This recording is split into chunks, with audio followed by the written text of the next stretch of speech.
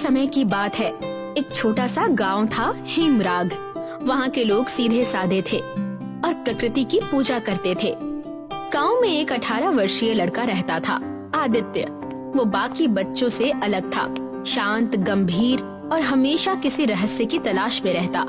एक दिन आदित्य अपने दादाजी की पुरानी किताबें देख रहा था। तभी उसे एक टूटे हुए पन्ने पर एक नक्शा मिला जिस पर कुछ मंत्र लिखे थे। अरे ये क्या मंत्र कैसे हैं? ये अलौकिक दरवाजा क्या होता है? उस नक्शे को देख आदित्य का उत्साह बढ़ गया। तभी उसे याद आया कि उसके दादाजी उसे बचपन से ही किसी अलौकिक द्वार की कहानी बताते थे जिसे सिर्फ सच्चा बच्चा ही पार कर सकता था। तो बस अब आदित्य ने तय कर लिया था कि वो इस नक्शे को पढ़कर उस गुफा को ढूंढ निकालेगा। अगली सुबह आदित्य ने नक्शे की बात अपने दोस्त तनय और पाखी को बता दी। क्या अलौकिक दरवाजे की गुफा? मुझे तो विश्वास ही नहीं हो रहा कि ऐसी भी कोई गुफा होती है। हाँ, मुझे भी नहीं, पर आदित्य बोल रहा है तो बात सच ही होगी ना? सच होगी नहीं, सच ही है और मैं उस गुफा को ढूंढ कर निकालूंगा। तो बोलो, इस मिशन में तुम दोनों मेरा साथ दोगे कि नहीं? हाँ, हम जरूर तुम्हारा साथ देंगे। आखिर गांव का रहस्यमय गुफा ढूंढने के लिए बच्चे निकल पड़े। तीनों दूसरे दिन नक्शे के साथ जंगल की ओर निकल पड़े। जंगल घना था और रास्ता कठिन, पर तीनों साहसी थे। घंटों चलने के बाद उन्हें वो गुफा मिली जैसी नक्शे में थी। उसके मुंह पर एक शिलालेख था, जो सत्य, साहस और करुणा से भरा हो वही द्वार पार कर सकता है। अब क्या करें दोस्तों? क्या मतलब क्या करें? चलो अंदर चलते हैं। लेकिन इस पर जो लिखा है उस हिसाब से तो हम तीनों में ये गुण होने चाहिए, तभी हम इसे पार कर सकते हैं। देखो दोस्तों, हम तीनों एक साथ इस रहस्यमय गुफा को ढूंढते हुए आ तो गए हैं। इसका मतलब ये है कि हम साहसी हैं। और रही बात सत्य और करुणा की, तो मुझे लगता है कि ये गुण हम तीनों में है। इसलिए चलो चलते हैं। आदित्य की बातों से तनय और पाखी का हौसला बढ़ा। उस दरवाजे के सामने तीनों दोस्त एक दूसरे का हाथ पकड़कर मंत्र पढ़ने लगे और चमत्कार हो गया। गुफा का दरवाजा खुल गया। तीनों दोस्त अंदर गए और जैसे ही वो अंदर गए, उनकी आंखों के सामने अजीब रोशनी चमकी और एक पल में वो एक नई दुनिया में थे। वहाँ पेड़ बोलते थे, नदियाँ गाती थी और आकाश में 3 चंद्रमा चमकते थे। आदित्य, ये सब क्या है? ये तो बिल्कुल किसी सपने जैसा है। वो तीनों इस जादुई दुनिया को देख ही रहे थे कि तभी उन्हें किसी की आवाज आई। आखिर तुम सब आ ही गए। तुम्हें इस अलौकिक दरवाजे ने ही तो चुना है। अरे ये आवाज कैसी? जैसे ही तीनों ने पीछे मुड़कर देखा तो एक जादुई पेड़ उनसे बात कर रहा था। डरने की जरूरत नहीं है, तुम सब यहाँ सुरक्षित हो। लेकिन आपने ये क्यों कहा कि हमें चुना गया है? क्योंकि इस दुनिया को काल रात्रि नाम का एक भयानक अंधकार निगल रहा है। ये दुनिया पक्षियों और अन्य जीवों के लिए बनाई गई थी, लेकिन काल रात्रि राक्षस ने इस पर कब्जा कर लिया है, जिसकी वजह से ये दुनिया दूषित हो रही है और धीरे धीरे नष्ट हो रही है। क्या सच में? हाँ, लेकिन आज इतने सालों बाद तुम तीनों ने इस दरवाजे को पार किया है। इसका मतलब काल रात्रि का अंत होने को है। तुम तीनों समझदारी और इकट्ठे होकर इस दुनिया को बचा सकते हो। तुम्हें बस उस काल रात्रि की गुफा को ढूंढकर उसे नष्ट करना है। उस जादुई पेड़ की बात सुनकर आदित्य, पाखी और तनय तीनों ही काल रात्रि के गुफा को ढूंढने के लिए आगे बढ़ते हैं। ये रास्ता उनके लिए कठिन था, लेकिन गुफा की ओर निकलने से पहले जादुई पेड़ ने उन तीनों को 3 अलग अलग मंत्र दिए थे, जिससे रक्षा शस्त्र बनाया जाता था। जादुई पेड़ की बात सुनकर आदित्य और उसके दोस्त गुफा की ओर निकल पड़े, लेकिन उन्हें नहीं पता था कि काल रात्रि के सेवक उन पर नजर रखे हुए हैं और किसी भी क्षण उन्हें रोक सकते थे। तभी यात्रा के दौरान एक रहस्यमय लड़की मिली, निशा। उसने कहा कि वो भी उनकी तरह काल रात्रि का अंत करने निकली है। तो तुम्हारा कहना है कि तुम भी हमारे साथ हो? हाँ। लेकिन हम तुम्हें जानते नहीं हैं, फिर हम तुम पर भरोसा कैसे कर सकते हैं? आदित्य की बातों से निशा हड़बड़ा गई। आदित्य को क्या जवाब दिया जाए, उसे कुछ समझ नहीं आ रहा था। उसकी आंखों में आंसू भर गए, जिसे देखकर तने को उस पर दया आ गई और सबको समझाकर अपनी टीम में उसे शामिल कर लिया। तुम सबका धन्यवाद, तुमने मुझे इस टीम में शामिल करके मेरा काम और आसान कर दिया। अरे ऐसी कोई बात नहीं है, तुम अब हमारी भी दोस्त हो, है ना दोस्तों? तने की बात पर आदित्य और पाखी ने हामी तो भर ली थी, लेकिन ना जाने क्यों पाखी को निशा पर शक था। उसे बार बार लग रहा था कि कुछ तो गड़बड़ है। देखते ही देखते दिन बीतते गए और निशा तने के साथ कुछ ज्यादा ही घुलने मिलने लगी, मानो वो उसे अपने जाल में फंसाना चाहती हो। आदित्य, ये निशा तने के साथ कुछ ज्यादा ही घुल गई है ना? हाँ, हमें जरा बचकर रहना चाहिए। पाखी के साथ आदित्य को भी निशा पर शक होने लगा था, लेकिन जिसका डर था वही हुआ। निशा ने तने को अपने वश में कर लिया था। काल रात्रि के गुफा के पास पहुंचने के बाद जैसे ही उन्होंने मंत्र पढ़ना शुरू किया, तने कमजोर पड़ने लगा। उसे चक्कर आने लगे और वो बेहोश हो गया, जिसके कारण काल रात्रि की गुफा खत्म होने के बजाय खुल गई। आखिरकार मेरा काम पूरा हो ही गया। मैंने कर दिखाया। मैंने तुम्हें रोक दिया और काल रात्रि को मुक्त कर दिया। मतलब तुम हो कौन? काल रात्रि की सेविका हूँ, जो यहाँ तुम्हें रोकने आई थी। निशा की बात सुनकर सब दंग रह गए। उन्हें कुछ समझ नहीं आ रहा था कि क्या करें। अब अंधकार चारों ओर फैल चुका था। निशा वहाँ से भाग निकली थी। आदित्य, तने और पाखी को विश्वासघात से ठेस पहुँची थी, पर उन्होंने हार नहीं मानी। दोस्तों, अब हम क्या करेंगे? काल रात्रि का अंधकार तो फैल चुका है। दोस्तों, घबराने की जरूरत नहीं है। चलो फिर से मंत्र पढ़ना शुरू करते हैं। हम अभी भी जीत सकते हैं। हाँ, तुम सही कह रहे हो। आदित्य की बातों से सबका हौसला बढ़ गया। तीनों ने आंखें बंद करके फिर से मंत्र पढ़ना शुरू किया। अचानक हवाएं तेज होने लगी। आसमान से एक रोशनी आदित्य, पाखी और तने पर पड़ी। जैसे उन्होंने आंखें खोली तो देखा आदित्य के हाथ में एक दिव्य रक्षा शस्त्र था, और उस शस्त्र को पाते ही आदित्य ने उसे अपनी जी जान लगाकर काल रात्रि के गुफा पर फेंक दिया, जिसका अंजाम ये हुआ कि काल रात्रि की गुफा टूटकर बिखर गई। उसकी छाया मिट गई। हम जीत गए दोस्तों। तीन दोस्त मिलकर अपनी जीत मना रहे थे। तभी वो जादुई पेड़ फिर से प्रकट होकर बोलता है, शाबाश बच्चों, तुमने ये सिद्ध कर दिया कि सच्चे हृदय और एकता से हर अंधकार को मिटाया जा सकता है। वृक्ष देवता की बात सुनकर तीनों खुश हुए। आखिर आदित्य, तने और पाखी वृक्ष देवता का आशीर्वाद लेकर हिमराग गांव लौट आए। गर्मियों की दोपहर में गांव के चौराहे पर कुछ किसान बैठे हुए थे। उन सब के चेहरे पर चिंता और थकान झलक रही थी। जमींदार के गुंडे गांव में घूम रहे थे। अशोक एक कोने में अपनी पत्नी लीला से बातें कर रहा होता है। लीला, ये भैरव सिंह हमारी जान तक ले लेगा। जमीन छीनकर वो क्या करेगा?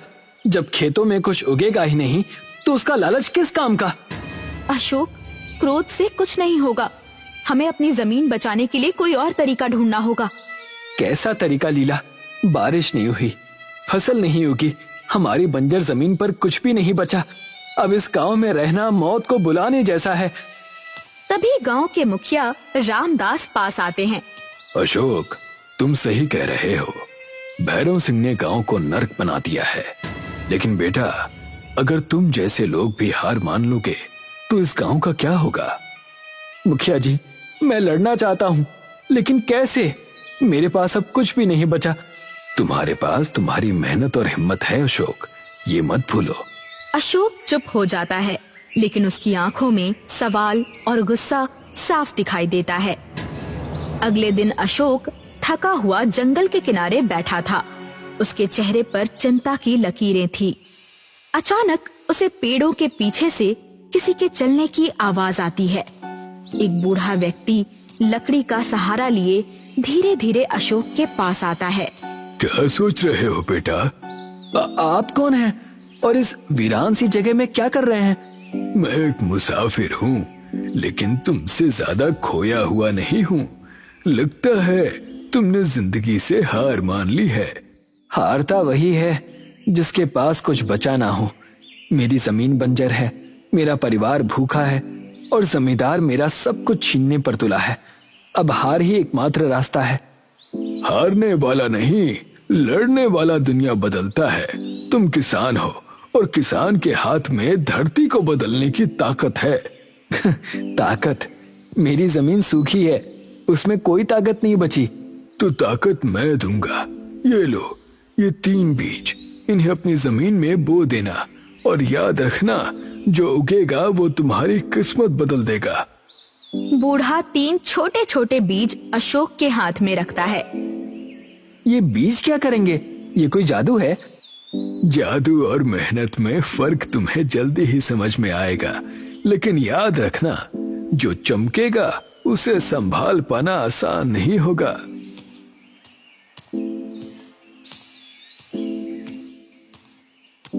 अशोक, वो बूढ़ा कौन है और ये बीज क्या सच में हमारी मदद करेंगे?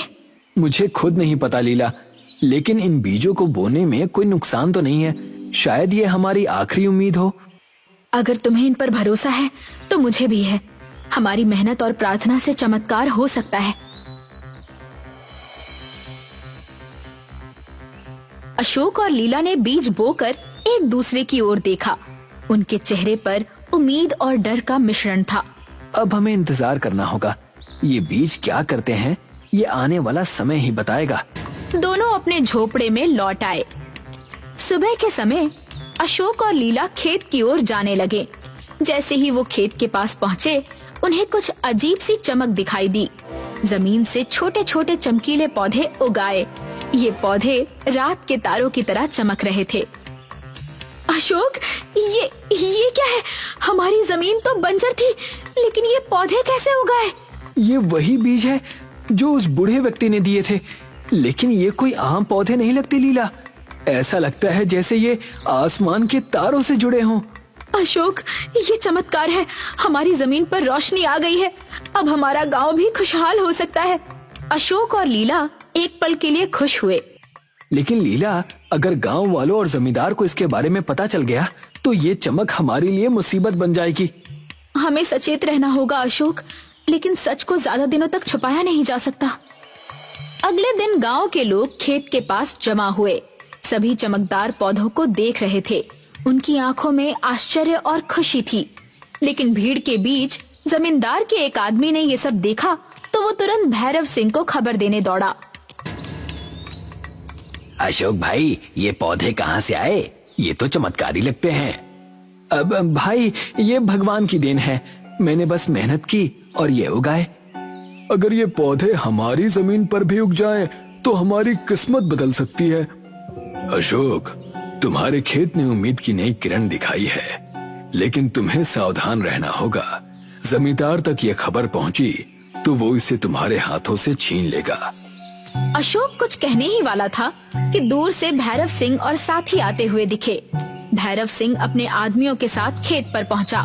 उसके चेहरे पर क्रोध और लालच का मिश्रण था। उसने खेत की चमकदार पौधों को देखा। तो ये है तुम्हारा चमत्कार अशोक। मेरी जमीन पर ये जादू उगाकर तुमने मेरी आंखों में धूल झोंकने की हिम्मत की। जमींदार साहब, ये जमीन मेरी है। मैंने इसे अपने खून पसीने से सींचा है। इन पौधों पर आपका कोई अधिकार नहीं है। तुम्हारी जमीन? तुम्हारी हिम्मत कैसे हुई ऐसा कहने की? ये पूरा गांव और हर खेत मेरी जागीर है। अब ये चमकीले पौधे भी मेरे हैं। जमींदार साहब, भगवान की देन को कोई इंसान अपनी जागीर नहीं बना सकता। ये पौधे मेहनत और विश्वास का फल हैं।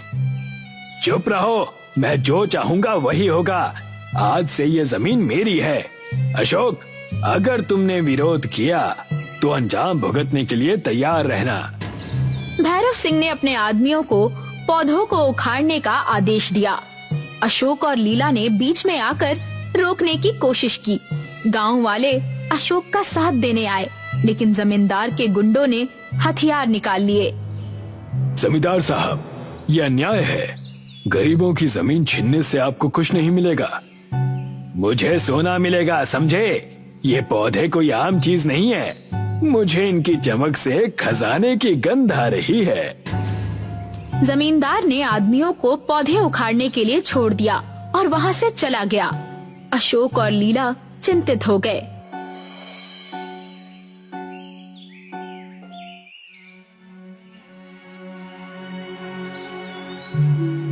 अशोक और लीला घर के आंगन में बैठे थे।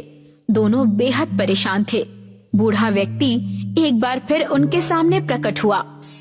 अशोक, मैंने तुम्हें पहले ही चेतावनी दी थी। इन पौधों की चमक केवल तुम्हारी मेहनत का फल नहीं, बल्कि एक रहस्य का द्वार है। कौन सा रहस्य? ये पौधे नक्षत्र लोक का द्वार खोलते हैं। उस लोक में एक खजाना छिपा है, लेकिन लालच से भरे इंसान वहाँ नहीं पहुँच सकते। अगर ऐसा है तो जमींदार वहाँ भी पहुँचने की कोशिश करेगा। हमें क्या करना होगा? तुम्हें नक्षत्र लोक का द्वार खोलना होगा, लेकिन याद रखना, जो वहाँ जाएगा उसे अपने मन की सच्चाई का सामना करना होगा। अशोक और लीला ने एक दूसरे की ओर देखा। उनके चेहरे पर डर और हिम्मत दोनों ही झलक रहे थे। वो जानते थे कि अब उन्हें जमींदार से टकराना ही होगा। बूढ़ा व्यक्ति अशोक और लीला को खेत में ले आता है। पौधों की चमक पहले से तेज हो गई थी, जैसे आसमान पर तारे तेजी से टिमटिमा रहे हों। अशोक, समय आ गया है। इन पौधों की चमक नक्षत्र लोक का द्वार खोल रही है। तुम दोनों को वहाँ जाना होगा, लेकिन याद रखना, खजाने तक पहुँचना आसान नहीं होगा। लालच और भय तुम्हारे सबसे बड़े दुश्मन बनेंगे। अगर इससे हमारे गांव की बंजर जमीन को जीवन मिल सकता है, तो हम इस परीक्षा के लिए तैयार हैं। हमने अपनी मेहनत और सच्चाई से यहाँ तक का सफर तय किया है। अब हम पीछे नहीं हटेंगे। बूढ़े व्यक्ति ने मंत्र पढ़ा। पौधों की चमक बढ़ गई और एक तेज रोशनी के साथ जमीन फटने लगी। एक जादुई द्वार प्रकट हुआ। अशोक और लीला ने धीरे धीरे उसमें प्रवेश किया। अशोक और लीला ने नक्षत्र लोक में प्रवेश किया। वो जगह जादुई थी। हर तरफ सितारों की चमक और स्वर्णिम वृक्ष। बीच में एक झील थी, जिसके पानी से हल्की रोशनी निकल रही थी। झील के पास एक रक्षक खड़ा था। उसका आकार विशाल और चमकदार था। कौन हो तुम और यहाँ क्यों आए हो? मैं अशोक हूँ, एक किसान। मैं यहाँ अमृत जल लेने आया हूँ, ताकि हमारी बंजर जमीन को उपजाऊ बना सकूं और गांव वालों की भूख मिटा सकूं। अमृत जल केवल उसे मिलेगा जो निस्वार्थ और सत्यनिष्ठ होगा। ये जल लालचियों को नष्ट कर देता है। क्या तुम्हारा दिल सच्चा है? हमने अपनी मेहनत से इन पौधों को उगाया है। हमारा उद्देश्य केवल अपने गांव को बचाना है। रक्षक मुस्कुराता है, लेकिन तभी नक्षत्र लोक में तेज आवाज गूंजी। भैरव सिंह और उसके आदमियों ने जादुई द्वार के जरिए प्रवेश किया। तो यही है वो खजाना। अशोक, तुम मूर्ख हो। ये खजाना अब मेरा है। इसे मैं सोने और धन में बदल दूंगा।